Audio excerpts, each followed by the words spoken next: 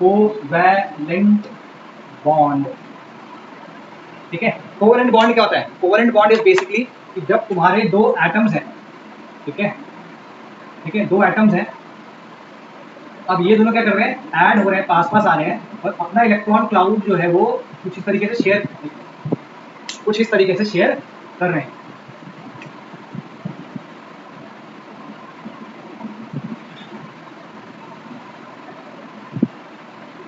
तो सेंटर्स यहाँ पे हैं, अपने इलेक्ट्रॉन क्लाउड इन्होंने शेयर कर दिया। ठीक है, तो देखो कोवेलेंट कंपाउंड्स, कोवेलेंट बॉन्ड या कोवेलेंट कंपाउंड दोनों हेडिंग डाल सकते हो। देखो covalent compounds are formed by the sharing of electrons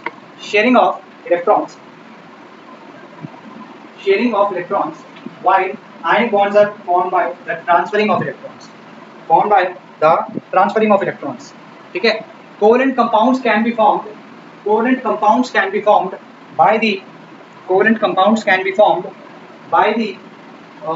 same as well as different atoms, दोनों सेम भी हो सकते हैं, डिफरेंट भी हो सकते हैं। एग्जांपल अगर तुम्हें चाहिए आई कैन गिव यू, जैसे अगर मैं H2 की बात करूं तो इसमें H और H जो है वो अपना बॉन्ड बना रहे हैं। ठीक है, इस बॉन्ड को हम अगर लुईस स्ट्रक्चर में डालना चाहें तो हम इस तरीके से भी बता सकते हैं। ठीक है, अगर मैं Cl2 की बात करूं तो Cl2 को हम कैसे लिख सकते हैं? Cl,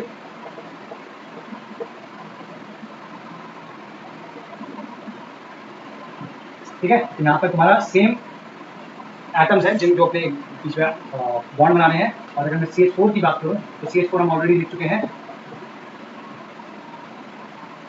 ये डिफरेंट एटम्स के बीच में मिल सकता है, जबकि आयनिक बॉन्ड सिर्फ और सिर्फ डिफरेंट एटम्स के बीच में बनता है। लिख लो, while ionic bond is formed only between different atoms. ठीक है, तो इसकी डेफिनेशन लिख लो अच्छे से। Bond formed by sharing of electrons between two atoms, bond formed by two atoms, bond formed by sharing of electrons between two atoms, और bracket में लिख लेना same or different such that each atom completes its octet or duplet in case of H2। ठीक है, अगर तुम यहाँ पे देखो तो ये अपना ड्यूप्लेट कंप्लीट कर रहा है, ये अपना ऑक्टेट कंप्लीट कर रहा है, ये अपना कार्बन जो अपना ऑक्टेट कंप्लीट कर रहा है, ये ड्यूप्लेट कंप्लीट कर रहा है, ये भी ड्यूप्लेट, ये भी ड्यूप्लेट, ये भी ड्यूप्लेट। ठीक है, तो भाई ईच एटम, ठीक है, देखो such that each atom completes it's octet और ड्यूप्लेट के बगल में हाइड्रोजन लिख देना। ठीक है, टाइप्स लिख लो, आज टाइप्स और कोवेलेंसी देख लेंगे। टाइप्स क्या होते हैं? टाइप्स हमारे तीन प्रकार होते हैं भाई, इसके टाइप्स के तीन होते हैं। First is single bond, second is double bond, third is triple bond. ठीक है, सिंगल बॉन्ड का मतलब क्या हुआ? जैसे यहाँ पे अगर देखो सिंगल बॉन्ड को मैंने दो इलेक्ट्रॉन से रिप्रेजेंट किया था, तो ये होगा जब दो इलेक्ट्रॉन शेयर करके, एक इलेक्ट्रॉन एक एटम, दूसरा इलेक्ट्रॉन दूसरा एटम, ठीक है, दो इलेक्ट्रॉन शेयर करके जो बॉन्ड बनता है वो डबल और सिंगल बॉन्ड होता है।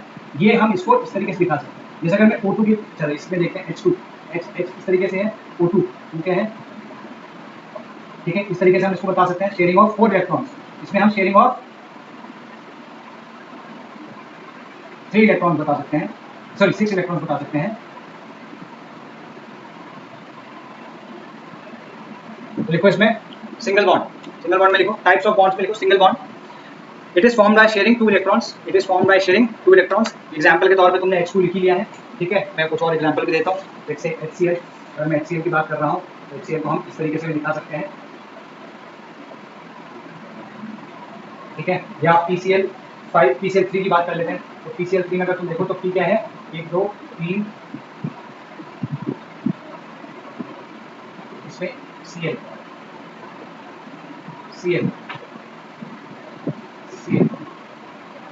अगर तुम यहाँ ध्यान से देखो तो सबके 8 हैं, ये 8 है, ये भाई साहब के भी 8 है, ये भाई साहब के 8 है और ये बहन के भी 8 है। ठीक है, यहाँ पे अगर तुम देखो तो इसके 8 हैं और इसके 2 हैं। ठीक, यहाँ पे अगर तुम देखो तो इसके 8 हैं, इसके भी 8 हैं, ऑक्टेट पूरा हो रहा है, इसके 8 हैं और इस भाई साहब के भी 8 हैं। ठीक है, तो लिख लो डबल बॉन्ड पे उसमें लिखना form by sharing 2 electron, sorry form by sharing 4 electrons, इसमें O2 का एग्जांपल दे देना। ठीक है, ट्रिपल बॉन्ड में लिख लो form by sharing 6 electrons, triple bond is form by sharing 6 electrons और इसमें N2 एग्जांपल दे देना। ठीक है, अच्छा एक लास्ट चीज और कर लो, फिर उसके बाद we can start the question answer round. ठीक, कोवेलेंसी क्या होती है? जैसे इलेक्ट्रोवैलेंसी होती है, मैंने क्या बताया था? वैलेंसी क्या है? किसी भी एटम की कंबाइन होने की टेंडेंसी है। तो या तो कंबाइन वो इलेक्ट्रो या आयनिक वे में हो सकता है या कोवेलेंट वे में हो सकता है। तो कंबाइन होने का मतलब या तो इलेक्ट्रॉन देगा लेगा, ये आयनिक वे हो गया, या फिर शेयर करेगा जो कोवेलेंट वे हो गया। तो आयनिक वे में हमने इलेक्ट्रोवैलेंसी डिफाइन करी थी कि नंबर ऑफ इलेक्ट्रॉन्स गिवन और टेकन, है ना, that is what your electrovalency is. Covalency क्या होती है कि number of bonds formed by the atom, किसी भी एटम जो जितने नंबर ऑफ कोवैलेंट बॉन्ड्स को फॉर्म करता है वो उसकी कोवैलेंसी कहलाती है, या फिर number of electrons shared by the compound. ठीक है, तो लिखो covalency, number of bonds formed by an atom in the compound, देखो number of bonds formed by an atom in a covalent compound और the number of electrons shared in the covalent compound. अगर तुम यहाँ पे इसी चीज को बस जल्दी से देखते हैं, इसकी कोवैलेंसी क्या होगी 1, क्योंकि ये एक इलेक्ट्रॉन शेयर कर रहा है, ये 2 इलेक्ट्रॉन शेयर कर रहा है तो इसकी 2 है, ये 3 तो इसकी 3 है। यहाँ पे क्लोरीन भी एक शेयर कर रहा है तो इसकी 1, इसकी 1, इसकी 1, इसकी 2, इसकी 3, इसके 3 इलेक्ट्रॉन ये शेयर कर रहा है तो इसकी 3 होगी, ये 1 हो गया, 1 हो गया, ये 1 हो गया। ठीक है, तो कोवैलेंसी के बारे में 2-3 चीजें और लिखो। ठीक है जी, कोवैलेंसी के बारे में लिखो। अगर फर्स्ट शेल की बात करता हूँ तो वहां पर फर्स्ट शेल में सिर्फ और सिर्फ हाइड्रोजन है, तो हाइड्रोजन के लिए कोवैलेंसी सिर्फ 1 हो गई। अगर मैं सेकंड शेल के लिए बात करता हूँ तो सेकंड शेल के लिए भाई यहाँ पे क्या है, बी है, बेरिलियम है, क्योंकि ये भी कोवैलेंट कंपाउंड्स देता है, beryllium, boron, carbon, nitrogen, oxygen and F. तो ये 2 भी होती है, इसकी 4 भी होती है, जनरली 2 होती है, 4 भी हो सकती है, इसकी 3 होती है, इसकी 4 भी हो सकती है, इसकी तो 4 होती है, इसकी 3 होती है, इसकी 4 भी हो सकती है। क्या कौन से कंपाउंड होंगे मैं बताऊंगा। इसकी 2 एट मैक्स 3, इसका सिर्फ 1। ठीक है, अगर तुम इसकी बात करो तो ये BF3, इसके लिए ये किस क्या होंगे, BF4 माइनस, या दूसरे वाले से लिख लेते हैं, है ना,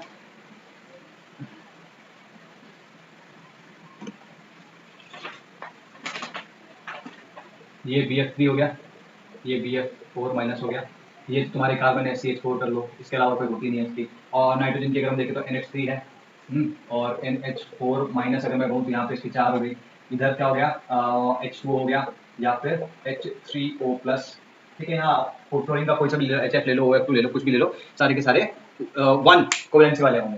ठीक है, गॉट इट।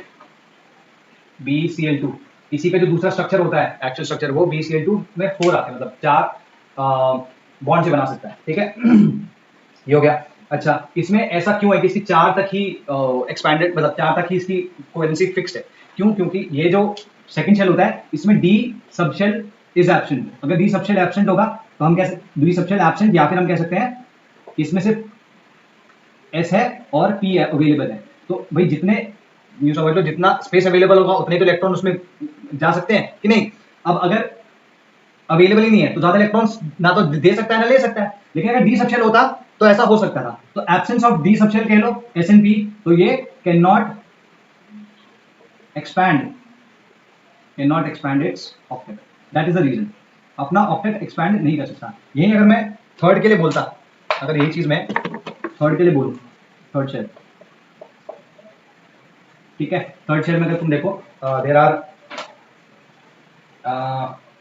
इसकी एक मिनट यहाँ पे लिख लेते हैं, maximum covalency is equal to 4। ठीक है, यहाँ पर maximum covalency is greater than equal to 4। ठीक है, इतने ग्रेटर देन 4 हो सकती है, not equal to.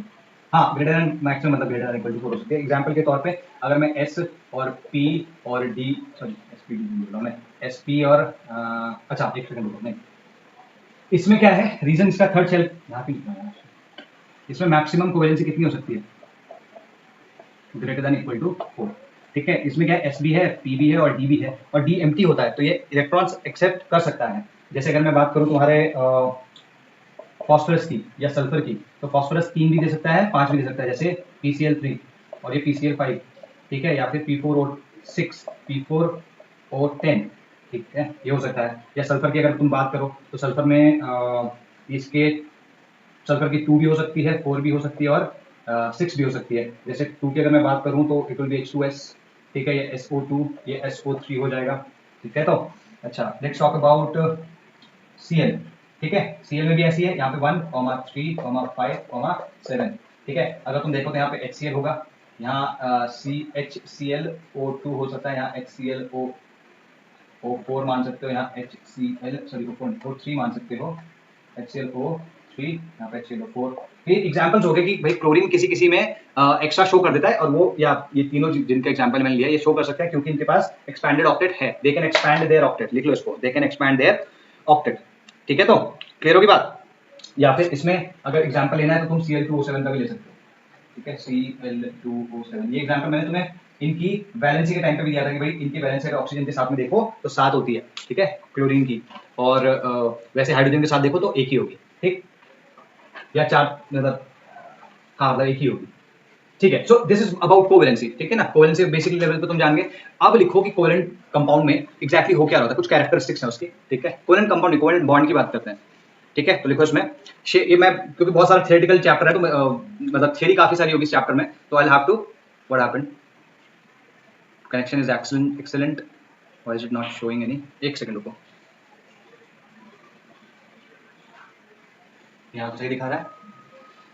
Anyway, I hope you guys are able to see me, ठीक है, ठीक है। तो इसमें लिखो shared pair of electron becomes property of both the atoms, ठीक है। Shared pair of electron becomes, shared pair of electrons becomes property of both the atoms. अभी जैसे किसी में भी देख लो, अगर मैं H की बात कर रहा हूं, ये इसका बेसिक हो गया, ये बॉन्ड है तुम्हारा, ठीक है। ये इलेक्ट्रॉन्स क्या कर रहा है, ये दोनों इलेक्ट्रॉन एक दूसरे के हैं, मतलब इसके भी हैं इसके भी हैं, दोनों का अधिकार, दोनों का समान अधिकार है इनका, ठीक है। नेक्स्ट लिखो shared electrons occupy position, shared electrons occupy position between the two atoms, between the two atoms, ठीक है। अगर इन दोनों पेयर ऑफ इलेक्ट्रॉन्स की मैं बात करूंगा तो it will lie somewhere in between, ठीक है, अनलेस अंटिल कि कोई एक इन इलेक्ट्रॉन्स को अपनी तरफ ज्यादा ना खींच रहा हो। जैसे इसी का एग्जांपल हम लेते हैं HF का, HF में क्या है,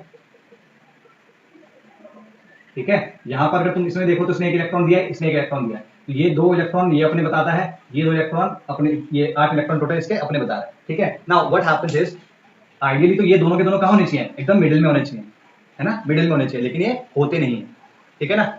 ये बेसिकली थोड़ा सा शिफ्टेड होंगे किसकी तरफ, जिसपे ज्यादा इलेक्ट्रोनेगेटिविटी हो, जिसकी ज्यादा इलेक्ट्रोनेगेटिविटी हो, ठीक है। तो अगर तुम देखोगे ध्यान से तो H ऐसा कुछ होगा, और या यूं समझो कि जो H और F के बीच में इलेक्ट्रॉन क्लाउड होगा वो कुछ इस तरीके से होगा, ठीक है। ज्यादातर ज्यादा शिफ्टेड है वो F की तरफ, ठीक है, इलेक्ट्रॉन क्लाउड थोड़ा F की तरफ ज्यादा शिफ्टेड होगा। तो यहाँ पे हम कह सकते हैं कि इसके ऊपर थोड़ा स्लाइटली नेगेटिव चार्ज आता है as compare to hydrogen, hydrogen के रिस्पेक्ट में इसके ऊपर स्लाइटली नेगेटिव चार्ज होगा, या हाइड्रोजन का के ऊपर इसके रिस्पेक्ट में स्लाइटली नेगेटिव चार्ज होगा। तो इसको हम कहते हैं पोलैरिटी ऑफ कोवेलेंट बॉन्ड। तो लिखो इसमें, लिखो दिस, ऐसे पहले उसको पूरे सेंटेंस को पूरा करो। Shared electrons occupy position between the two atoms, shared electrons occupy the position between the two atoms and experience maximum force of attraction, and experience maximum force of attraction of the two nucleus, the two nuclei of the two nuclei. In case one of the atoms, in case one of the atoms has, in case one of the atoms has, what's going on यार,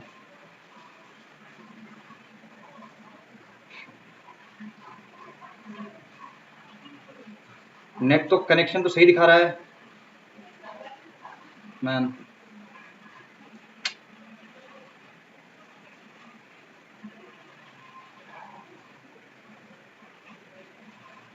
चलो ठीक है, अभी live streaming सही हो गई, ये कभी कभी पंगा कर देता है, ठीक है। एनी हाउ आ जाएगा, आई कंटिन्यू, ठीक है। तो in case one of the electrons has, in case one of the electrons has higher electronegativity, in case one of the electrons has higher electronegativity, what happened, ये रुक गया क्या, अभी poor आ रहा है, अभी तो अच्छी आ रही है, व्हाट्स गोइंग ऑन मैन,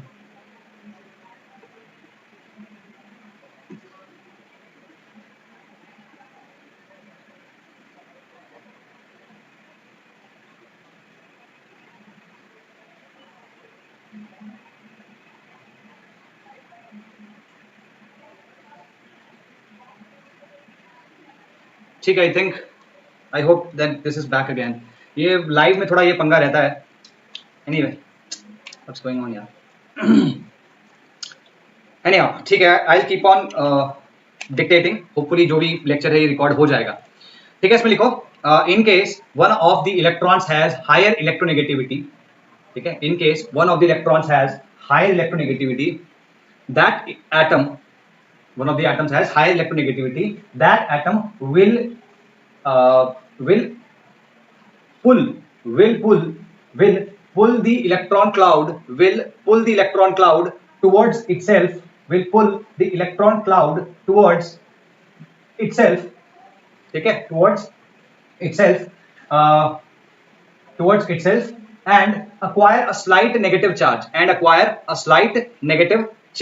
ठीक है, and acquire a slight negative charge. What's going on?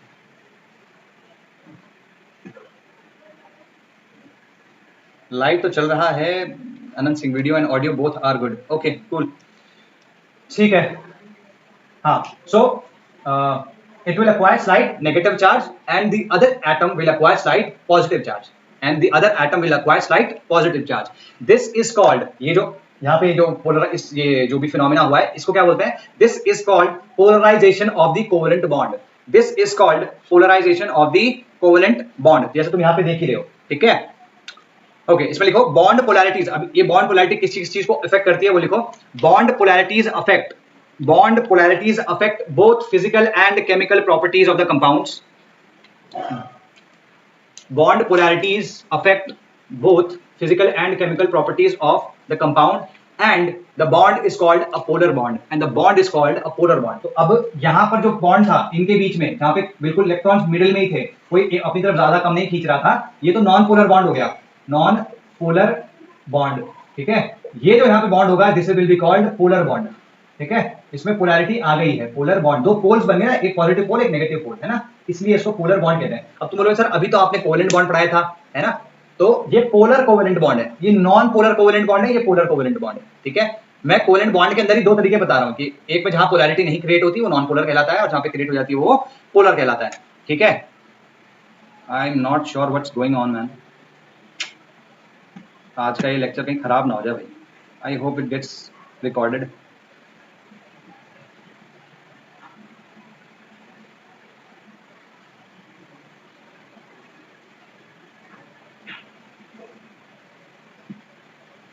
Anyway, पता नहीं, मैं I am not able to figure this out. Are you guys able to see me, hear me? अगर if you guys are able to hear me और see me और the board at least, तो just ping me right now, मेरे को बता दो कि you are able to see. ठीक है, I don't have another phone, otherwise मैं खुद ही कर लेता, but then again let it be. Error stream is healthy. यार मेरा पूरा ध्यान वहीं पे, अभी मैं इस पर कॉन्सेंट्रेट ही नहीं कर पा रहा. ठीक है, नॉन पोलर बॉन्ड है, पोलर बॉन्ड है. अब जो ये पोलैरिटी होती है बहुत सारी प्रॉपर्टीज को अफेक्ट करती है ना, जैसे कि किस तरीके की ये सॉल्युबिलिटी होगी, तो सॉल्युबिलिटी नॉन पोलर में होगी या पोलर में होगी, है ना, ये सारी चीजें. तो इसमें दो तीन चीजें लिख लो, फिर हम प्रॉपर्टीज में इसको इलैबोरेट करेंगे. इसमें लिखो the polarity of bond determines the kind of reaction. The polarity of a bond determines the kind of reaction that can take place. The polarity of a bond determines the kind of reaction that can take place at that bond and even affect the reactivity of nearby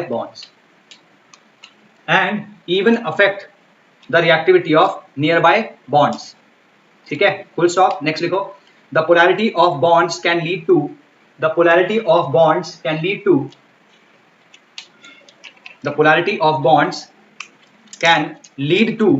polarity of molecules and can affect the melting and boiling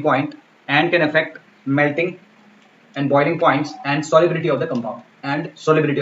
ठीक है, ये clear हो गया भाई. ये बहुत important property है, ये आगे भी बहुत जगह यूज होगी, इसलिए इस प्रॉपर्टी को भूलना नहीं है. ठीक है, नेक्स्ट लिखो शेड. अब देखो, जैसे इसमें अगर तुम्हें नाम देना हो इन दोनों इलेक्ट्रॉन्स को, ये जो दो इलेक्ट्रॉन्स तुम्हारे पास है सामने, ये वाले, ये क्या है? ये शेयर्ड पेयर ऑफ इलेक्ट्रॉन्स है. These are shared pair of electrons.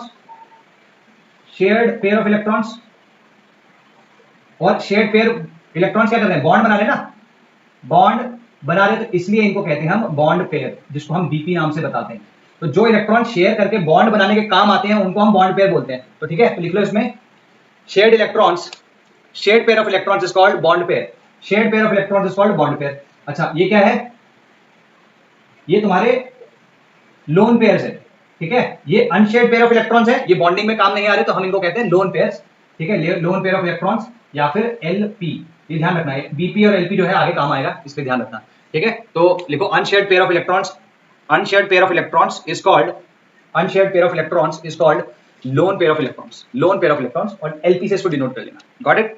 ना कंडीशंस की बात करते हैं कि किन क्या कंडीशंस होंगी जो कि फेवरेबल होंगी किसी भी कोवेलेंट बॉन्ड के लिए, ठीक है। कौन सी कंडीशंस होगी? दो कंडीशंस हैं। पहली कंडीशन तो ये है कि भाई तुम्हारा जो एटम्स होने चाहिए उनकी इलेक्ट्रोनेगेटिविटी में बहुत ज्यादा डिफरेंस नहीं होना चाहिए। अगर उनकी इलेक्ट्रोनेगेटिविटी में बहुत ज्यादा डिफरेंस हुआ तो क्या होगा? एक इलेक्ट्रॉन दे देगा और एक इलेक्ट्रॉन ले लेगा, है ना। तो इलेक्ट्रॉन का आदान प्रदान होगा इंस्टेड ऑफ शेयरिंग, ठीक है। तो शेयरिंग की जगह आदान प्रदान हो जाएगा।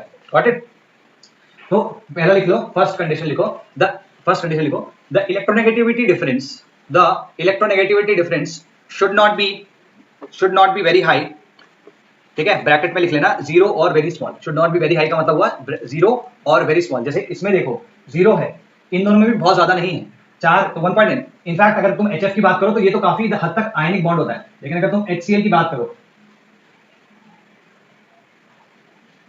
तो ये जो बॉन्ड होता है ये उतना, देखो इसका कितना है 3 है, 3.0 होती है ना इसकी इलेक्ट्रोनेगेटिविटी, इसकी 2.1 होती है, तो 0.9 आ रहा है। तो ये उतना ज्यादा इलेक्ट्रोनेगेटिविटी का डिफरेंस नहीं है, तो इसमें आयनिक कैरेक्टर उतना ज्यादा नहीं होगा, इसका कोवेलेंट कैरेक्टर काफी हाई रहेगा, ठीक है। या तो जीरो हो या फिर जैसे यहाँ पे जीरो है, इन दोनों की इलेक्ट्रोनेगेटिविटी सेम है तो इलेक्ट्रोनेगेटिव डेल्टा En जो है वो जीरो है ना। इलेक्ट्रोनेगेटिविटी डिफरेंस जीरो या स्मॉल होना चाहिए, तो लिखो very small. Such atoms prefer to share electrons rather than giving और एक्सेप्टिंग, ठीक है।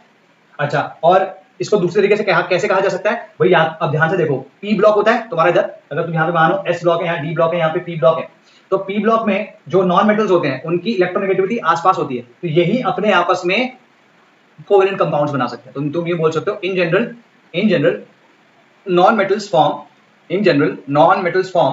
कोवेलेंट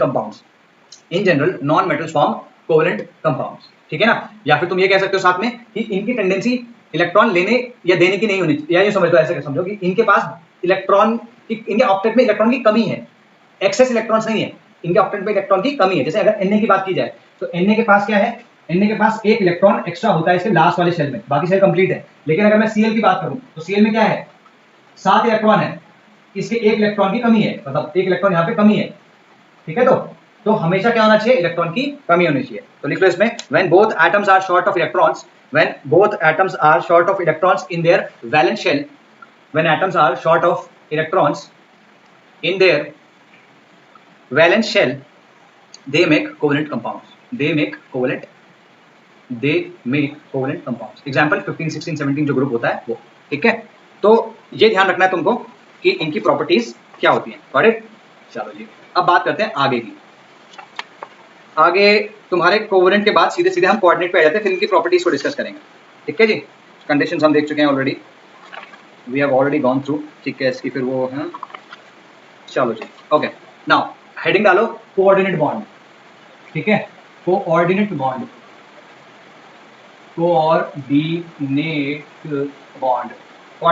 या कोऑर्डिनेट कंपाउंड्स। हालांकि कोऑर्डिनेट बॉन्ड को अलग से पढ़ाने का कोई मतलब नहीं होना चाहिए, क्योंकि ये भी कोवेलेंट कंपाउंड्स ही हैं, ठीक है। लेकिन एक पर्टिकुलर तरीके से बने हुए कोवेलेंट कंपाउंड्स हैं, और इनकी प्रॉपर्टीज स्लाइटली आयनिक और कोवेलेंट के बीच में होती है, थोड़ी थोड़ी प्रॉपर्टीज, है ना। तो इसलिए इसको अलग से बता रहे हैं। अभी कोऑर्डिनेट कंपाउंड क्या हुआ, या कोऑर्डिनेट बॉन्ड या कंपाउंड क्या हुआ?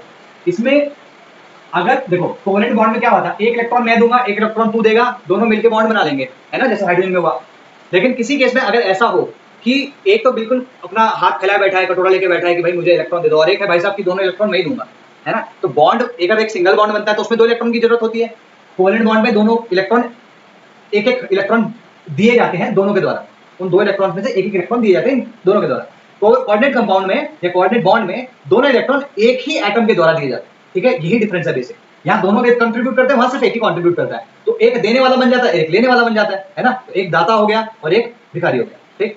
तो भिखारी मतलब उसके पास एम्प्टी ऑर्बिटल होगा, मतलब जो देने वाला है ना, उसके पास तो एक्स्ट्रा पेयर ऑफ इलेक्ट्रॉन्स है, और जो लेने वाला है उसके पास एक एम्प्टी ऑर्बिटल है, ठीक है। ये ध्यान रखना है, ठीक। तो इसमें लिखो it is a special type of covalent bond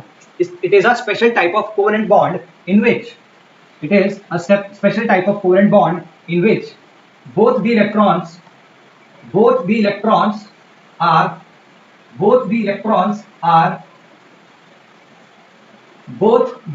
are contributed by, or provided by, if you want to write it like that, contributed by only one of the atoms, and the other one accepts those atoms. Electrons अरे यार कहीं पे मैंने electrons के लिए शायद atoms use कर लिया, तो मैं दोबारा बोल रहा हूँ. It is a special type of covalent bond. It is a special type of covalent bond in which both the electrons are contributed by or provided by one of the atoms, ठीक है, one of the atoms, and the other atom electrons accepts those electrons. तो इसके लिए तुम्हें इसका example देना है. जैसे मान लो कोई A है, ठीक है, A भाई साहब के पास में अपना ऑक्टेट पूरा है. ये ध्यान देना, जो बातें मैं बोल रहा हूँ, अपना ऑक्टेट पूरा है भाई साहब का. भाई अपना, जैसे बोलते हैं ना, भूखे पेट भजन नहीं होते. अपना पेट नहीं भरा होगा तुम दूसरे को कैसे दोगे, है ना. तो सेम इसके साथ में अभी इसका ऑक्टेट पूरा है, तो ये भाई साहब चिल है. इनको किसी और से जरूरत नहीं है, ना ही इन्हें किसी और को देने की जरूरत है इन जनरल, और ना ही इनको कोई इलेक्ट्रॉन शेयर करने की जरूरत है. ठीक है, फिर से कुछ हो गया क्या भाई? Why is this happening today यार? एनीवे, कहाँ थे हम? Right, okay. तो ये भाई साहब के पास पूरा फुल है. अब मान लो कोई एक दूसरा है, या इसको दूसरे कलर से बनाते हैं, ठीक है. ये दूसरा कोई एटम है, ये भाई साहब के पास में कमी है, 2 इलेक्ट्रॉन के. एज सच एग्जांपल के तौर पे बोल रहा हूँ, कमी है ना. अगर मान लो ये इनके बीच में बॉन्ड बनना है, तो ये जो इलेक्ट्रॉन है इसने इसको डोनेट कर दिया. ऐसे ये दोनों इलेक्ट्रॉन इसने डोनेट कर दिया, या तुम कह सकते हो इस तरीके से दे दिया. यहाँ पे क्या देगा? ए, यहाँ आ जाएगा ए, ये आ जाएगा. और बी का क्या सीन रहेगा भाई? बी का सीन रहेगा, बी का सीन रहेगा ऐसा. तो अभी बी ये पूरे इलेक्ट्रॉन्स को अपना कह सकता है, ठीक है. और डेफिनेटली ये ए के तो है ही, ठीक है, ए के तो इलेक्ट्रॉन्स ये हैं ही, ठीक है. तो ए के भी हो गए, बी के भी हो गए, लेकिन कंट्रीब्यूट किसने करे? ए ने. ठीक है, तो इसमें लिखो, इसमें लिखो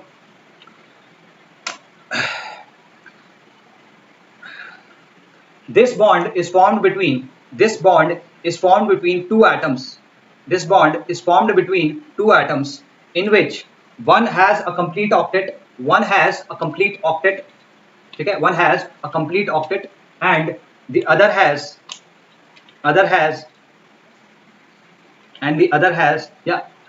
a shortage of electrons. other has a shortage of electrons. तो अगर मैं इसमें इसको डिफाइन करने की कोशिश करूं, तो ये कहलाता है डोनर एटम.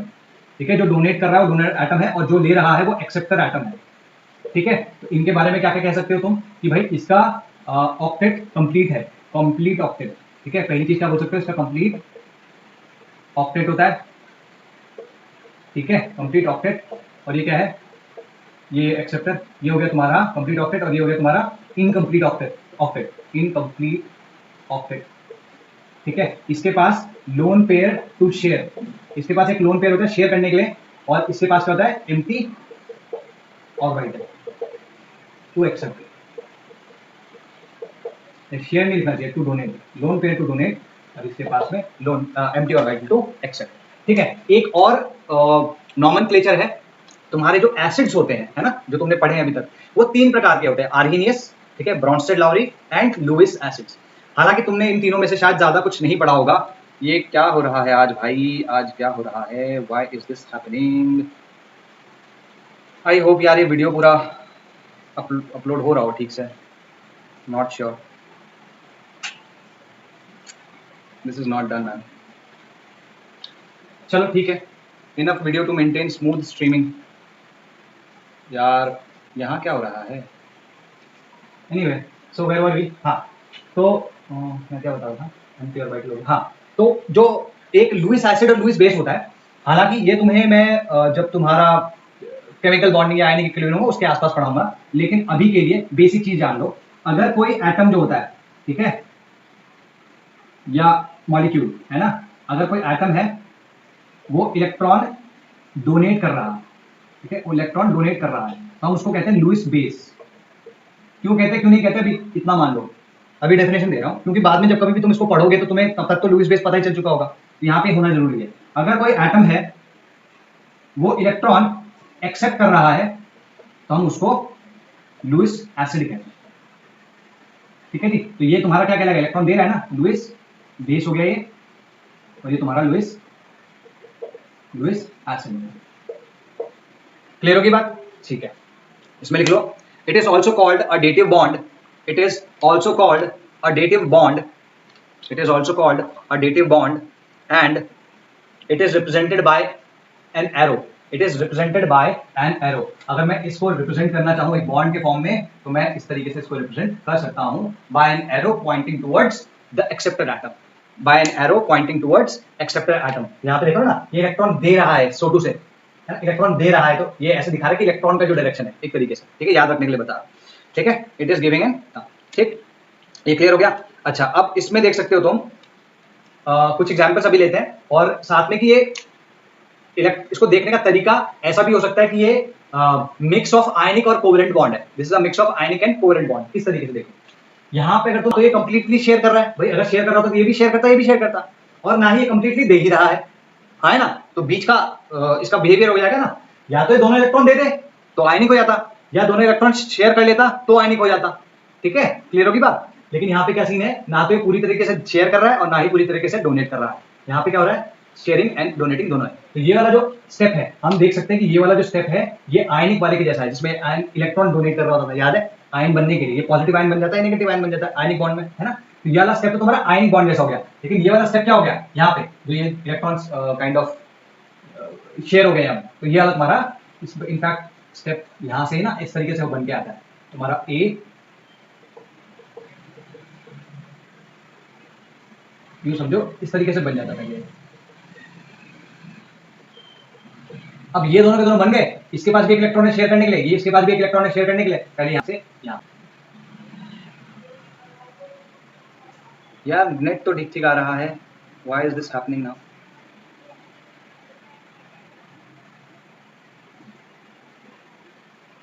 No data.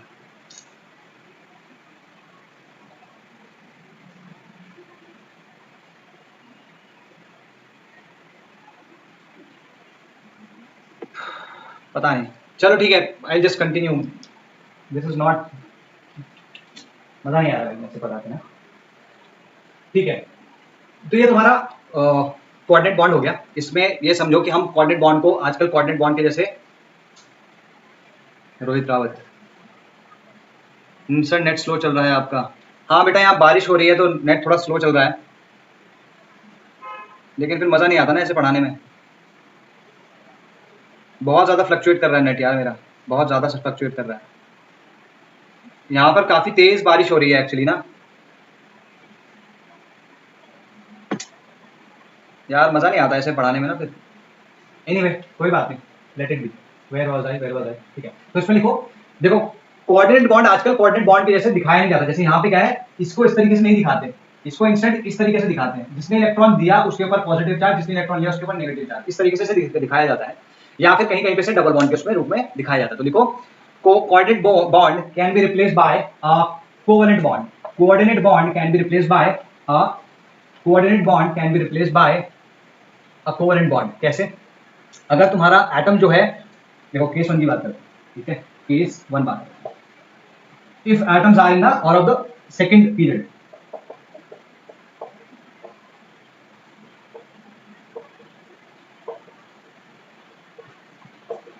ठीक है, अगर सेकंड पीरियड होगा तो इसका मतलब क्या होगा, वहां पे बेरिलियम, बोरॉन, कार्बन, NOS, ठीक है, ये होंगे। और इनफैक्ट एस में तो क्या ही है, ये हो गया, और इसमें 2s और 2p आएगा, यू सी दैट 2s और 2p होगा इसमें, गॉट इट? जी सर, हाँ बेटा, ठीक है, आई मीन व्हाटएवर जो भी अभी हो सकता है वही कर पाऊंगा, और तो कुछ सीन नहीं बन रहा है।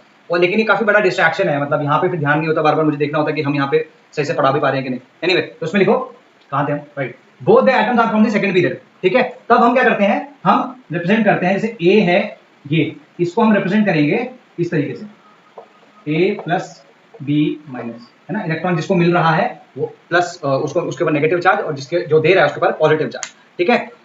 क्यों होता है इसमें इस तरीके से, क्योंकि इस तरीके से इसलिए किया जाता है क्योंकि ये अपना एक्सपैंड, ऑक्टेट एक्सपैंड नहीं कर सकते, कांट एक्सपैंड देयर ऑक्टेट, ठीक है जी, कांट एक्सपैंड देयर ऑक्टेट, ठीक है जी। तो ये तुम्हारा इस तरीके से रिप्रेजेंट हो जाएगा। लेकिन अगर मान लो, या फिर तुम इसमें देखना भी चाहो, तो जो मैंने यहाँ पे बताया ना जिस तरीके से, वही चीज यहाँ पे भी देख सकते हो। देखो, अगर ये पूरा का पूरा इसमें इलेक्ट्रॉन या यूं समझो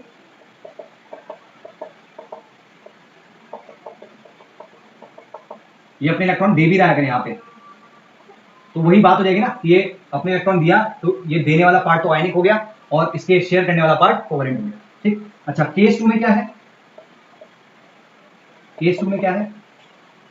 दे कैन एक्सपैंड। भाई केस 2 में क्या है कि अगर both like if at least one of the atoms is from third और हायर पीरियड, तीसरे या उससे हायर पीरियड से अगर कोई एटम है, तब क्या होगा? तब जो भी मैं बता रहा हूं वो होगा इस वजह से क्योंकि they can expand there octet expand there octet. इसमें क्या होता है, जैसे मान लो अगर ए बी है, ए ने इलेक्ट्रॉन्स दे दिए बी को और बी तुम्हारा थर्ड पीरियड से या उससे हायर पीरियड से,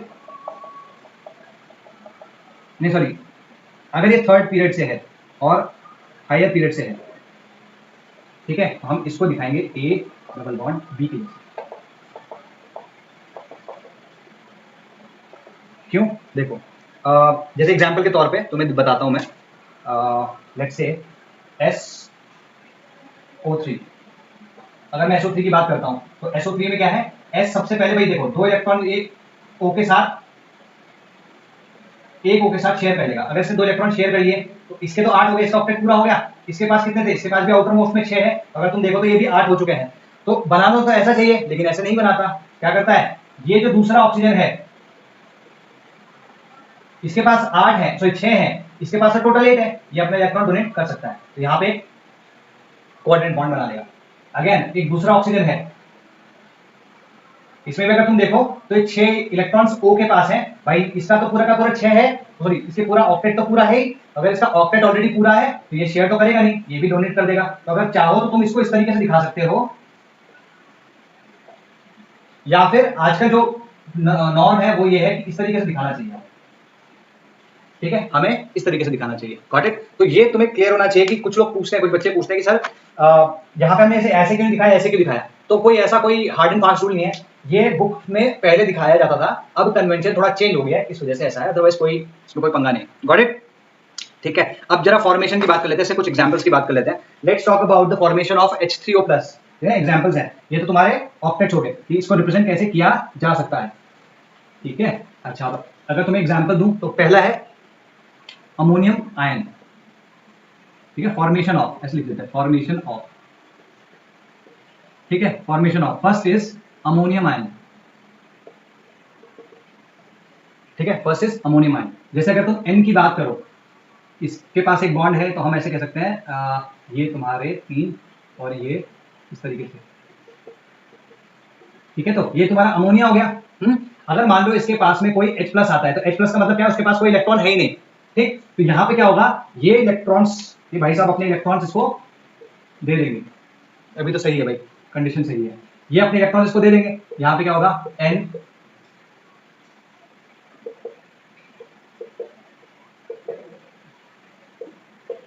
ये कंडीशन आ जाएगी, हाँ है ना, सिंपल सी चीज है, यानी कंडीशन आ जाएगी। तो यहाँ पे तुम देख रहे हो कि 4 बॉन्ड है, लेकिन यहाँ पर अगर मैं इसको रिप्रेजेंट करना चाहूं तो मैं इसको रिप्रेजेंट करूंगा इस तरीके से।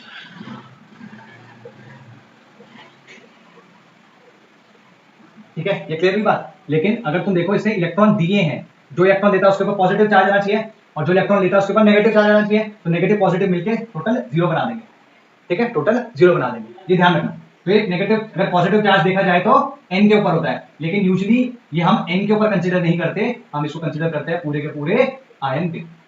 We consider it on the ion. Clear होगी बात? इसको दोबारा से रिपीट कर रहा हूं क्योंकि अगर ये क्लियर नहीं हुआ तो बाकी आगे वाले भी क्लियर शायद ना हो पाए। तो यहाँ पे देखो भाई, ये अमोनिया है, इतना तो क्लियर है सबको, सिंपल है, NH3 होता है अमोनिया। 3 बॉन्ड बना लिए उसने, दो एक लोन पेयर उसके पास खाली है, तो ध्यान से देखो 2 यहाँ 2 यहाँ 2 यहाँ 2 यहाँ, टोटल 8 हो गए नाइट्रोजन के, तो इसका ऑक्टेट पूरा हो गया, पहली कंडीशन फिल वो हो गई। और एक लोन पेयर है जो कि डोनेट कर सकता है, लोन पे डोनेट कर सकता है तो कर रहा है। यहाँ पे इसने इस तरीके से बना लिया, हालांकि मैं पॉजिटिव चार्ज तो मुझे यहीं पे दिखा देना चाहिए। ठीक है, अब इसको बॉन्ड के फॉर्म में दिखाओगे, तुम बॉन्ड के फॉर्म में इस तरीके से दिखा सकते हो। यूजुअली तो कैसे दिखाते तुम इसको सिर्फ इस तरीके से दिखाते, लेकिन ऐसा दिखाना इंपॉर्टेंट है आज करें, ठीक है, गॉट इट। ये तुम्हारा इस तरीके से आयन बना देगा। सेम वे में अगर तुम इसको हाइड्रोनियम आयन की बात करो, ठीक है, तुम अगर H3O प्लस की बात करो, अगर तुम H3O प्लस की बात करो, यहां पर भी ऐसे ही है भाई, यहां पर ये तुम्हारा H2O है, अच्छा, प्लस यहाँ पे क्या आ गया तुम्हारा H प्लस, अगेन सेम चीज, यहाँ पर तुम्हारे पास H प्लस आ गया। अब ये इसने अपने ये लोन पेयर ऑफ इलेक्ट्रॉन्स इसको डोनेट कर दिया, सेम वे जैसे इसमें हुआ भाई। ये इसका ऑक्टेट पूरा है, अगर तुम देखो 2 यहाँ 2 यहाँ 2 यहाँ 2 यहाँ, 8 इसका पूरा है, इसके पास एक लोन पेयर ऑफ इलेक्ट्रॉन्स है, एटलीस्ट एक तो है, एक से ज्यादा हो सकता है डेफिनेटली, एक तो है, ये इसको अपना इलेक्ट्रॉन डोनेट कर रहा है, ठीक है। अब क्या हुआ, यहाँ पर भी ये भी क्या करेगा, H O, यहाँ पर ये दोनों के दोनों इलेक्ट्रॉन किसके हैं, ओके, यहाँ पॉजिटिव आ गया और इसके ऊपर एक lone pair of electrons already है, ठीक है। तो ऑक्सीजन का ऑक्टेट इसमें भी पूरा है, बट ये हुआ है कि इसने अपने लोन पेयर ऑफ इलेक्ट्रॉन्स को डोनेट किया, बॉन्ड बना लिया और पॉजिटिव, यहाँ पे एक्चुअली में क्या बन गया H3O प्लस, जिसको हम इस तरीके से दोनों, मतलब मैं बताने के लिए कह रहा हूँ कि इस तरीके से लिख सकते हो, लेकिन एक्चुअली में इस तरीके से लिखा जाता है, ध्यान रखना, ठीक है, ऐसे देख सकते हो तुम इसको। यहाँ पर भी वही हुआ ना, जिसने इलेक्ट्रॉन दिए उसके ऊपर पॉजिटिव चार्ज, जिसने इलेक्ट्रॉन लिया उसके ऊपर नेगेटिव चार्ज, जिसके ऊपर ऑलरेडी पॉजिटिव चार्ज हो तो पॉजिटिव नेगेटिव मिलकर 0 हो गया, ये आ गया। या फिर हम इसको सीधे सीधे इस तरीके से बोल सकते हैं, क्लियर इनफ, ठीक है जी। और कोई एग्जांपल है, हमारे पास एग्जांपल तो बहुत सारे भाई, ठीक है। Let's talk about BF4 minus, ठीक है, BF4 माइनस का देखते हैं। BF4 माइनस में क्या होता है, यहां पर अगर मैं थर्ड लिखूं BF4 माइनस, यहाँ पे क्या होगा, एक है बोरॉन, बोरॉन के पास 3 इलेक्ट्रॉन होते हैं उसके आउटर मोस्ट शेल में, तो हम यहाँ पे इनको सीधे सीधे इस तरीके से दिखा सकते हैं, ठीक है। और F जो होते हैं हमारे पास, F बहुत सारे हैं, F जो है हमारे पास ये भाई, F में तो 7 होते हैं, सबको पता है, मैं कुछ गलत तो नहीं बोल रहा हूँ भैया, हाँ भाई, ठीक है, तो सबको क्लियर होना चाहिए। यहाँ पे अगर तुम देखो ये भी 8 हो रहे, ये भी 8 हो रहे, ये भी 8 हो रहे, लेकिन इसके पास सिर्फ 6 है, इसके मतलब इसके पास इलेक्ट्रॉन लेने की गुंजाइश है। अच्छा, अगर मान लो इसके सामने कोई F माइनस आ जाए, F माइनस का मतलब क्या होता है कि उसके पास ऑलरेडी 8 इलेक्ट्रॉन आ चुके हैं। अब क्या होता है यहाँ पर ये दोनों इलेक्ट्रॉन जो है, ये वाले, तो कोई सा भी हो सकता है, मैं तो दिखा रहा हूँ पास ही है, ये इलेक्ट्रॉन यहाँ पे डोनेट हो जाते हैं, तो हम यहाँ पे देख सकते हैं दैट इट इज B,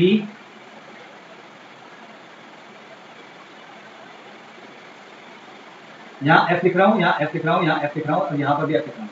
ये न्यूट्रल था, इसके पास इलेक्ट्रॉन दे दिए तो नेगेटिव चार्ज किसके ऊपर आ गया, इसके ऊपर, और F तो के पास क्या था, नेगेटिव था, इसके पास पॉजिटिव हो जाना चाहिए, तो नेगेटिव पॉजिटिव मिलकर 0 कर दिया, ठीक है। इसको अगर दिखाना हो, इसको अगर सही में दिखाना हो तो हम कैसे दिखाएंगे, we will show it like this, B F F F F, ठीक है। तो सेम वे SO3 की बात करें, ठीक है, SO3 की बात करो, तो SO3, अगर SO3 की बात करो, अभी हम ऑलरेडी देख चुके हैं जब तीसरा, तो मैं तुम्हें दोबारा बता देता हूँ। इसमें क्या है भाई, ये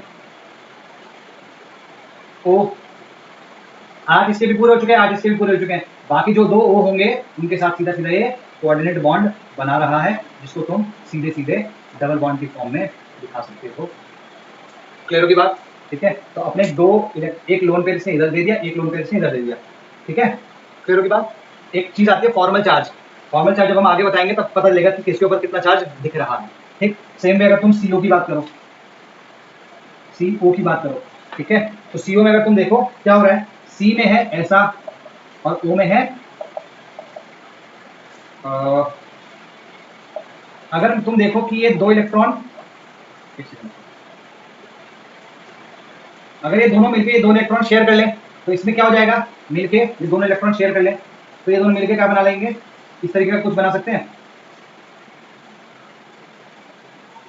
तो अगर तुम देखो तो O के तो सारे के सारे इलेक्ट्रॉन क्या हो गए, पूरे हो गए, 8 हो गए ना टोटल, 2 2 4 2 6 2 8, क्योंकि शेयर तो कर चुके हैं तो ये इलेक्ट्रॉन भी इसके उसमें काउंट हो गए, 8 हो गए। अच्छा, और ये कितने हैं, 2 2 4 2 6, तो ये सिर्फ 6 है, तो ये इलेक्ट्रॉन अभी भी ले सकता है, ये लोन पेयर ऑफ इलेक्ट्रॉन यहाँ पे डोनेट हो जाते हैं, और हम कह सकते हैं that C data, why is it showing no data भाई,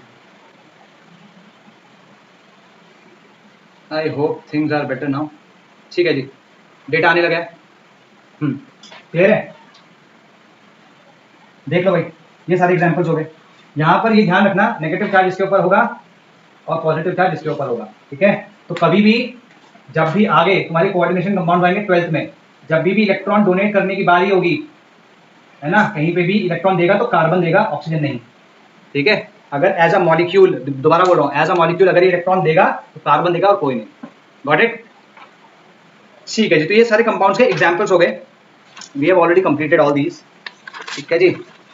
ठीक है, तो अब प्रॉपर्टीज लिख लो। प्रॉपर्टीज ऑफ, ऐसे लिखो, properties of covalent and coordinate compounds. Properties of covalent and coordinate compounds. देखो, properties of covalent and coordinate compound. तो फिजिकल स्टेट की बात करते हैं सबसे पहले। फिजिकल स्टेट, ठीक है जी। फिजिकल स्टेट, तो फिजिकल स्टेट में लिखो कि भाई मोस्टली जो नॉन नॉन कह रहा हूँ, मोस्टली जो कोवेलेंट या कोऑर्डिनेट कंपाउंड्स होते हैं वो गैसेस होते हैं, कुछ उनमें से लिक्विड हो सकते हैं, और अगर कोई सॉलिड हुआ तो बहुत सॉफ्ट सॉलिड होंगे, ठीक है। तो लिखो, under normal conditions, under normal conditions they exist as gases, they exist as gases, ठीक है। डेटिव बॉन्ड एक चीज रह गई, चलो उसको भी बता देंगे।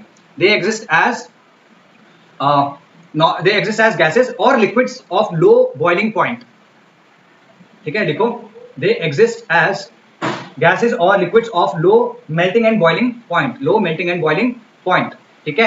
इसमें लिखो, higher molecular weight compounds, higher molecular weight compounds are at best, higher molecular weight compounds are at best soft solids. Soft solids है मतलब चाकू से भी कट जाए ऐसे सॉफ्ट सॉलिड्स, ठीक है। सॉलिड्स है लेकिन आसानी से कट कर सकते हैं, तो सॉफ्ट सॉलिड्स हो गए, ठीक है। एग्जाम्पल के तौर पर अगर मैं तुम्हें देना चाहूं तो क्या होगा,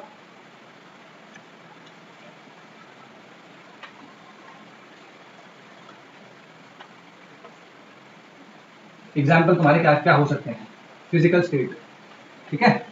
फिजिकल स्टेट में एग्जाम्पल अगर देखूं भाई, F2Cl2 की अगर मैं बात करूं तो डेफिनेटली ये गैसेज होती हैं, ठीक है। Br2 की अगर मैं बात करूं तो ये लिक्विड होता है, ये सबको पता है, नहीं पता तो आज पता चल गया। ब्रोमीन वाटर बोलते हैं, नॉट एग्जैक्टली कि bromine water is exactly this, but then again bromine is liquid. And अगर मैं बात करूं S की तो S8,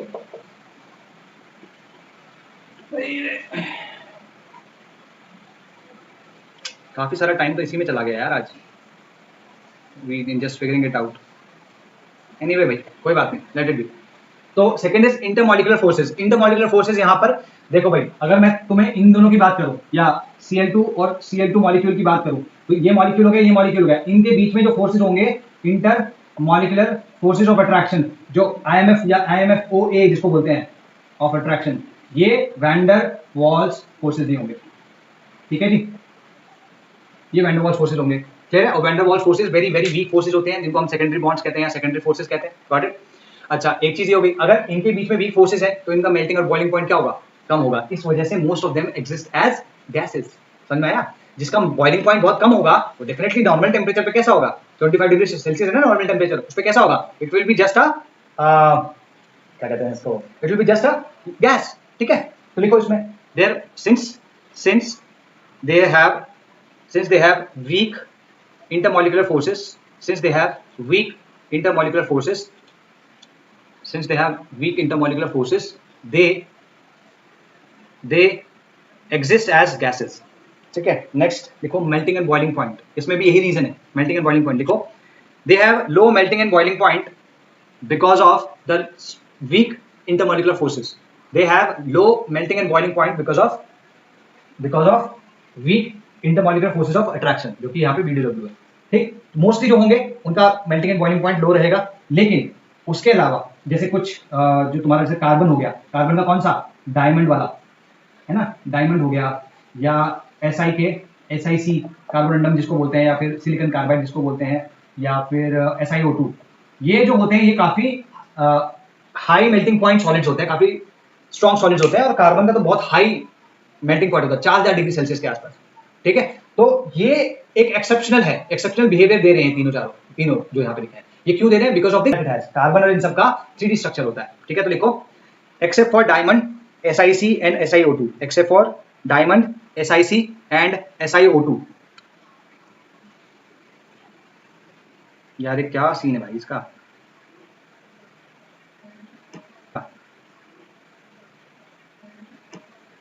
हैपनिंग मैन। चलो जी, आजा भाई।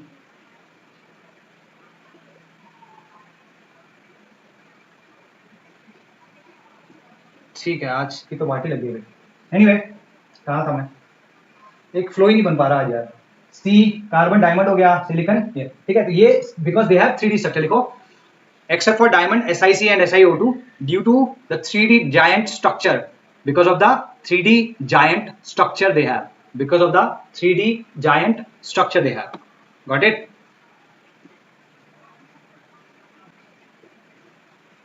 आजा भाई आजा। ठीक है, एक्सलेंट हो गई। अब नेक्स्ट लिखो, नेक्स्ट जो इसकी प्रॉपर्टी है, next property is crystal structure. ठीक है, next property is crystal structure. Crystal structure देखो भाई, ये जो मैंने अभी बताया, इनके अलावा बाकी किसी का क्रिस्टल स्ट्रक्चर नहीं हो सकता। क्यों? क्योंकि क्रिस्टल स्ट्रक्चर होने के लिए it needs to be a solid, और सॉलिड है कितने? बहुत कम। ठीक है, जो जो है उनके बारे में बताया। तो लिखो इसमें पहले crystal structure where unit is a molecule. Crystal structures where unit is a molecule are held by VDW forces. Are held by VDW. VDW के van der Waals forces. VDW forces. ठीक है? Since because of this they are fusible and volatile. Fusible का मतलब है आसानी से पिघलने वाले, और volatile मतलब जो आसानी से evaporate हो जाए, है ना? They are fusible and volatile. ठीक है? Exceptions नोट करो, exceptions नोट करो। ठीक है, एक्सेप्शंस नोट करो। पहले तो एग्जांपल देख लो, जो फ्यूजिबल और वोलेटाइल है वो क्या हो गए? S8, I2, P2O5, ये सारे के सारे क्या हैं? सॉलिड तो हैं, लेकिन ये आसानी से पिघल जाते हैं या इवेपोरेट हो जाते हैं। ठीक, एक्सेप्शंस देखो, ग्रेफाइट। ठीक है, देखो ग्रेफाइट। ग्रेफाइट में क्या होता है ये सबको पता होगा भाई। ग्रेफाइट में याद है ग्रेफाइट का स्ट्रक्चर कैसा होता है? उसमें लेयर्स होती है इस तरीके से, हेक्सागोनल कार्बन की। ये कार्बन है, ये भी कार्बन है, ये भी कार्बन है, ये भी कार्बन है, ये भी कार्बन है, ये भी कार्बन है। तो एक लेयर बना रहा हूं पहले मैं। अगर तुम देखोगे इस लेयर में ये कार्बन, ये कार्बन, ये कार्बन, ये कार्बन, तो ये सारे के सारे जो कार्बन है ये 3-3 बॉन्ड बना रहे हैं। इसका एक एक इलेक्ट्रॉन फ्री है, सबका एक इलेक्ट्रॉन फ्री है। इसी तरीके से हेक्सागोनल पूरा का पूरा ये स्ट्रक्चर बनाता है, एक लेयर बनाता है पूरी। फिर यही लेयर एक नेक्स्ट लेयर के ऊपर रख देते हैं इस तरीके से, एक एक लेयर इसके ऊपर रखते चले जाते हैं। जब ये तुमने देखा होगा बेटा, तुम्हारे 10th में भी है ये कार्बन कंपाउंड्स में ग्रेफाइट का पूरा स्ट्रक्चर दिया, कार्बन का भी पूरा स्ट्रक्चर दिया। तो मैं पूरे स्ट्रक्चर नहीं बना रहा हूं, सिर्फ इतना बता रहा हूं कि इसमें इलेक्ट्रॉन्स की एक फ्री इलेक्ट्रॉन होता है, दूसरा है कि ये लेयर्ड स्ट्रक्चर होता है। तो ये लेयर, फिर दूसरी लेयर, फिर तीसरी लेयर, फिर चौथी लेयर। ठीक है, आजकल what people are trying to do is basically they are trying to get a single layer of graphite which is called graphene. ठीक है, ग्राफीन के बारे में कभी पढ़ना, बहुत इंपॉर्टेंट रिसर्च चल रही है उसमें। तो लिखो तो कौन सा था ये? ग्रेफाइट के बारे में मैंने बोला। ग्रेफाइट के बारे में लिखो, crystals with separate layer lattice layers. Crystals with separate lattice layers, example graphite. ठीक है, it has every carbon has 3 bonds. Every carbon has 3 bonds and they have one free electron, and they have one free electron. Due to this free electron they are able to conduct electricity. तो जब भी conducting electricity का पढ़ना है, अभी मैं बताऊंगा, उसमें ग्रेफाइट को हमेशा ध्यान रखना है, it is a good conductor of electricity. They conduct electricity and due to this layered structure, भाई लेयर है, लेयर एक दूसरे के ऊपर फिसल सकती है, इस वजह से graphite is one of the best lubricants, solid lubricants. तो लिखो, because of the layer structure graphite is one of the best solid lubricants. It is one of the best solid lubricant. और क्रिस्टल स्ट्रक्चर में third है, जो कि एक तो basic हमने बता दिए, नॉर्मली ऐसा होगा कि इनके जो क्रिस्टल्स होंगे वो वैन डर वाल्स फोर्सेस द्वारा होल्ड किए हुए होंगे, इनका ये फ्यूजिबल होंगे और वोलेटाइल होंगे। एक एक्सेप्शन क्या है इसमें? ग्रेफाइट। और दूसरा एक्सेप्शन जो हम बता रहे हैं, लिखो diamond. Crystals in which every atom is bonded to 4 other atoms. लिखो, crystals in which every atom is bonded to 4 other atoms. Crystals in which every atom is bonded to 4 other atoms. Example, diamond, SiC, ALN. ठीक है, ALN, aluminum nitride. ठीक है, ALN. They are very hard and have high melting point. Let's talk about electrical conductivity. In general, अगर electrical conductivity की बात की जाए, ठीक है, in general electrical conductivity will be very very bad. क्यों? क्योंकि किसी के पास भाई इलेक्ट्रॉन हो या फिर आयंस हो मूव करने के लिए इलेक्ट्रिसिटी, यहाँ तो आयंस तो है नहीं, इलेक्ट्रॉन मोस्टली किसी के पास फ्री नहीं होता एक्सेप्ट फॉर ग्रेफाइट। तो मोस्टली जो इनकी इलेक्ट्रिकल कंडक्टिविटी होती है वो नेग्लिजिबल होती है, नील होते हैं। तो लिखो, in general bad conductors of electricity, ठीक है, लिखो, do not conduct electricity even in molten state. Do not conduct electricity even in molten state. Example जो इसके एक्सेप्शन है वो भी बताऊंगा, ठीक है। नेक्स्ट लिखो, जायंट मॉलिक्यूल्स जैसे पॉलीमर्स होते हैं, है ना, या फिर कार्बन का तुम्हारा ये जैसे डायमंड हो गया, तो it is a giant molecule basically, ठीक है। तो they do not conduct electricity, तो इसमें लिखो giant molecules are bad conductors of electricity, giant molecules are bad conductors of electricity. तो उसमें एक्सेप्शन क्या है, एक्सेप्शन इज कार्बन ग्रेफाइट, लिखो एक्सेप्शन ग्रेफाइट, एक्सेप्शन ग्रेफाइट, ठीक है। It is a good conductor of electricity, it is a good conductor of electricity. और जो दूसरा है दैट इज HCl, ठीक है, HCl हो गया या फिर H2 हो गया। तो ये दोनों के दोनों अलग अलग रीजन से इलेक्ट्रिसिटी कंडक्ट करते हैं। व्हाट वन, बिकॉज ये आयनाइज हो सकता है, ये आयनाइज हो सकता है, ये H+ में कन्वर्ट हो सकता है और ये Cl- में कन्वर्ट हो सकता है। तो ये आयंस में कन्वर्ट हो जाता है, इस ये कोवेलेंट है हालांकि, लेकिन ये आयंस में कन्वर्ट हो सकता है इन सॉल्यूशन स्टेट, इस वजह से इलेक्ट्रॉन देता है। और ये जो इसका रीजन है दैट इज सेल्फ आयनाइजेशन। ये सेल्फ आयनाइजेशन का मतलब क्या हुआ, H2O के लिए नहीं बोल रहा हूं, यहाँ पे NH3 के लिए लिख सकते हो, CH ये फॉर्मिक एसिड या एसिटिक एसिड किसी के लिए भी लिखा जा सकता है। क्या सेल्फ आयनाइजेशन का मतलब क्या हुआ, एक H2O प्लस दूसरा H2O, इसमें से ये H2O H+ इसको दे देगा तो क्या बन जाएगा HCO प्लस, और यहाँ पर क्या आएगा OH माइनस, ठीक है। सेम अगर मैं NH3 के लिए लिखना चाहूँ तो दो NH3 के मॉलिक्यूल्स क्या आ सकते हैं, साथ में आ जाएंगे इस तरीके से, and they will give an ammonium ion, ठीक है, और NH2 प्लस होगा। इसी तरीके से HCOOH की बात करो तो यहाँ पर ये क्या आएगा OH2 plus plus HCOO minus, ठीक है जी। इस तरीके से ये वैसे पॉजिटिव चार्ज भी O के ऊपर ही होगा, बट देन अगेन हम यूजुअली मॉलिक्यूल के ऊपर दिखाते हैं, ठीक है। क्लियर होगी बात, तो उसमें लिख लो HCl and other polar character compounds, HCl and other polar character compounds can conduct electricity because of ionization in liquids या solution form, ionization in solution form, ठीक है। सेकंड लिखो H2O and other molecules can self ionize, H2O and other molecules can self ionize to produce ions in the liquid state, ठीक है जी। Solubility की अगर हम बात करें, सॉलिबिलिटी में देखोगे, चलो पहले स्टेबिलिटी की बात करते हैं। ये दे आर क्वाइट स्टेबल, ठीक है, दे आर क्वाइट स्टेबल, ठीक, दे आर क्वाइट स्टेबल। लेकिन अगर मैं कोऑर्डिनेट कंपाउंड्स की बात करूं तो जैसे तुम्हारे पास एक, let me give you an example, not this one, do I have that, where do I have that, ठीक है, ये let me give you an example, यहां नहीं है, हां, ठीक है। लेट्स से हमारे पास NH4 है और यहाँ पे BF4 है, ठीक है जी, नहीं NH4 BF3 है और यहाँ पे NH3 है। इसके पास एक लोन पेयर ऑफ इलेक्ट्रॉन्स है, ये इसको दे सकता है, तो यहाँ पे एक एडिशन कंपाउंड बन जाता है जिसको हम इस तरीके से रिप्रेजेंट कर सकते हैं। तो स्टेबिलिटी में अगर देखेंगे तो in general these compounds, these मतलब कोवेलेंट कोऑर्डिनेट दोनों के दोनों, in general they are quite stable. लेकिन अगर तुम इसकी बात करोगे, they are not stable, these are called addition compound. तो लिखो स्टेबिलिटी में लिखो in general these compounds are stable, in general these compounds are stable except for in general these compounds are stable except for addition compounds, except for addition compounds। उसके लिए तुम ये वाला example दे सकते हो, इसको नोट डाउन कर लो, जल्दी से नोट डाउन कर लो, except for this one, ठीक है जी, गॉट इट, ठीक है, लिख लिया होगा तुम लोगों ने। अब नेक्स्ट की बात करते हैं विच इज सॉलिबिलिटी। सॉलिबिलिटी बहुत इंपॉर्टेंट है, मैं इधर बता रहा हूं तुमको सॉलिबिलिटी का फंडा।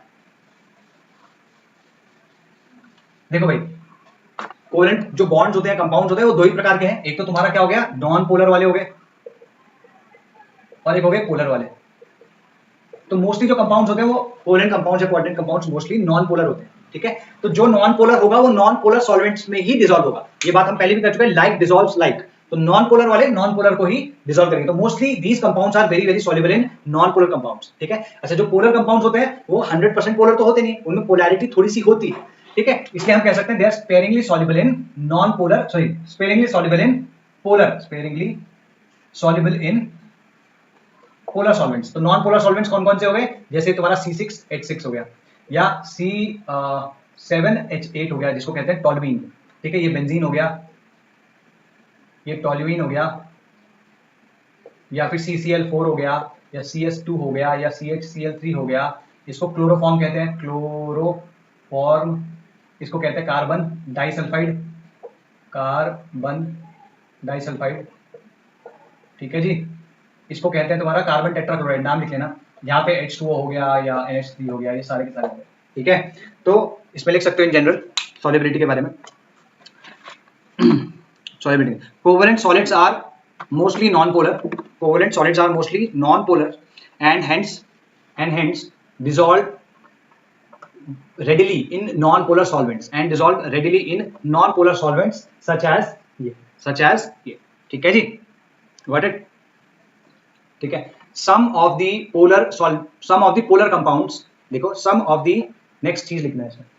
पहला पॉइंट क्या था कि भाई most of them are non polar, तो नॉन पोलर सॉल्वेंट्स में ही डिसॉल्व होंगे सच एज दीज, जो मैंने 5 लिखे हैं यहाँ पे, ठीक है। नॉट दैट कि यही एग्जॉस्टिव लिस्ट है, इसके अलावा भी हो सकते हैं, जो लेकिन जो जनरल है, जो आते हैं वो ये, ठीक है। लिखो इसमें अल्कोहल्स एंड अमीन्स, नेक्स्ट लिखना इसी में सॉल्युबिलिटी में, alcohols and amines and carboxylic acids dissolve in water due to hydrogen bonding. हालांकि हाइड्रोजन बॉन्डिंग मैंने नहीं पढ़ाया, कहीं ना कहीं तुम्हें थोड़ा बहुत तुमने पढ़ा होगा, और नहीं पढ़ा तो अभी के लिए समझ लो कि पोलैरिटी, ये जो मैंने बताया कौन कौन सा, alcohols, amines and carboxylic acid, ये पोलर कंपाउंड्स होते हैं और वाटर में घुल सकते हैं, ठीक है। स्पेरिंगली सॉल्युबल बोला था ना उसमें, तो अभी के लिए इतना जान लो, जब मैं हाइड्रोजन बॉन्डिंग समझाऊंगा तब समझ में आ जाएगा तुमको, ठीक है। लिखो alcohols and amines and carboxylic acids dissolve in water due to hydrogen bonding, ठीक है। नेक्स्ट लिखो giant molecules are practically insoluble in any solvent. तो जायंट मॉलिक्यूल्स जो होंगे, जैसे पॉलीमर्स हो गए या कार्बन का डायमंड हो गया, तो they are practically insoluble in any solvent, चाहे वो पोलर हो चाहे वो नॉन पोलर, ठीक है। They are practically insoluble in any solvent, ठीक है जी। अब 2-3 चीजें लिख लो जल्दी जल्दी से। मॉलिक्यूलर रिएक्शन लिखो। जैसे कि मैं मॉलिक्यूलर रिएक्शन लिख रहा हूँ, ये तुम्हारी N2 + 3H2 gives 2NH3, तो यहाँ पे याद है इसमें क्या है, N ट्रिपल बॉन्ड N है, यहाँ पे क्या है HH बॉन्ड है, तो पहले 3 बॉन्ड टूटेंगे, ये एक बॉन्ड टूटेगा, मतलब ऐसे करके ये 3 बॉन्ड वगैरह, ये 6 बॉन्ड टूटेंगे, ये 6 बॉन्ड टूटेंगे, तब जाके तो ये 6 बॉन्ड बनेंगे, हाँ है ना। तो बॉन्ड टूटने में और बॉन्ड बनने में समय लगता है, इस वजह से these reactions are very slow। तो लिखो मॉलिक्यूलर रिएक्शंस, इसमें लिखना covalent compounds show molecular reactions and their rate is slow because bonds are broken and bonds are formed, तो टूटते भी हैं और बनते भी हैं, इसलिए समय लगता है, इसलिए मॉलिक्यूलर जो रिएक्शंस होते हैं वो देते हैं, ठीक है, स्लो। नेक्स्ट लिखो आइसोमेरिज्म। अब आइसोमेरिज्म में बहुत ज्यादा मैंने डेप्थ में जाऊंगा अभी, ये तुम्हारा अभी आएगा ही, तुम्हारा ऑर्गेनिक में आएगा, ठीक है। तो यहाँ पर तुम देखो we have already gone a lot ahead, 1 घंटा 15 मिनट हो गया, कोशिश करता हूँ जल्दी से 1-2 ही और बचा है, इसको कंप्लीट कर देते हैं। अगर मैं वाटर की बात करूँ तो वाटर में क्या बताया था मैंने कि देयर इज एन एंगल, है ना, 104 डिग्रीज 5 मिनट, ठीक है ना, 104.5 डिग्रीज, ठीक है, या 109 होता है, I might be a little confused, late it B, यही होगा मोस्ट प्रॉब्ली, ठीक है। अगर बाद में कहीं पे इसमें करेक्शन होगा बता दूंगा। तो इनके बीच में एंगल है, सिंपल सी बात है, इनके बीच में एंगल है, तो ये बॉन्ड हम कह सकते हैं डायरेक्शनल है। अब क्योंकि ओरिएंटेड डिफरेंट डायरेक्शंस में हो सकते हैं, तो इनके शेप्स डिफरेंट हो सकते हैं, ठीक है, इनके स्ट्रक्चर्स भी डिफरेंट हो सकते हैं। तो लिखो since covalent bonds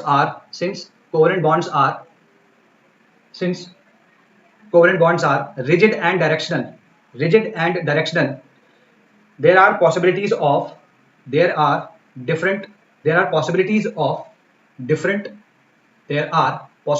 of different arrangements of atoms in space, different arrangements of atoms in space, that's why they show structural as well as stereo, मतलब स्पेशियल स्पेस में, ठीक है, स्टीरियो आइसोमेरिज्म। ये अभी के लिए लिख लो, इसको समझाना भी थोड़ा सा मुश्किल होगा, सिर्फ स्ट्रक्चरल में समझा सकता हूँ। जैसे अगर मैं बात करूँ C2H6O, तो इसको मैं 2 तरीके से लिख सकता हूँ, एक तो मैं लिख सकता हूँ CH3CH2OH, और एक मैं लिख सकता हूँ CH3OCH3। अगर तुम देखो तो दोनों का मॉलिक्यूलर फॉर्मूला सेम आ रहा है, लेकिन दोनों के स्ट्रक्चर्स डिफरेंट है, ठीक है। तो स्ट्रक्चरल फॉर्मूले का लिख लिया तुमने, गॉट इट। एक लिख लो बस अब, डाइलेक्ट्रिक कांस्टेंट, ये लास्ट हो गया। डाइलेक्ट्रिक कांस्टेंट यूजुअली जो कोवेलेंट कंपाउंड्स होते हैं उनका कम होता है, देखो usually covalent compounds have lower dielectric constant, covalent compound has lower dielectric constant, but coordination compounds का जो डाइलेक्ट्रिक कांस्टेंट होता है बहुत ज्यादा होता है, देखो, but coordinate compounds have very high dielectric constant.